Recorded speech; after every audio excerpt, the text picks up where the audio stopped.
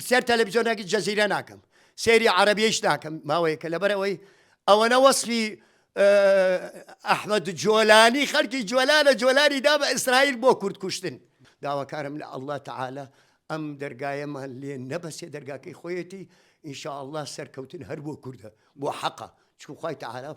ويحق الحق ويبطل الباطل هسه كم ضلي بربابو ضل برا يعني سير تلفزيونك الجزيرة ناكم سيري عربيش ناكم ما ويك لبروي أو أنا وصفي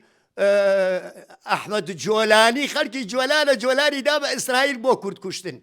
خلقي جولان مشومته جولان بعسكري عراقي شو معناتها هضبة شو معناتها جولان شو معناتها جبل الشيخ أو شو أنا نحوي استراتيجية كأم برازيلية كناوي خوينا أمريكا هناوي تكريوتي دسكلا بقى الله بشلتو شكاتوش لنا وبعد أوجه لك لن ترضى عنك اليهود ولا النصارى ما مسألة شكاتك هالقرتني تشك واجبة تشك همو كاتي واجبة تشك النبي أو إسلام بيا تشكا تشاولي إسلام كوازي لتشكي أنا أو ذلوا بقيمتها كرديش همو كاتي تشكا كي أبي الجرفان يعني إسلام ما ويك لما شكا بروج لبرنا خوشي ظلم مخيم دما شبيه بو سنته فرزة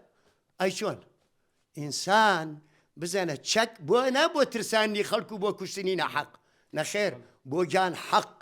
حقي بيسر خير ما مسا والله ميون نعم وبدياري كراي بوك ما مساكي عيني أمادي تشكل قريب برخودان بخو يوني تشك يا غجاري وهاي زبان تشك يا خو بيغمر صلى الله عليه وسلم كآيتك أتخوارو يا أيها النبي جاهد الكفار والمنافقين واغلظ عليهم هو تحريش هيك الإعلام ناكم إعلام الدرود لسه إعلامي قرآن كبوا حق خلصة برو جهات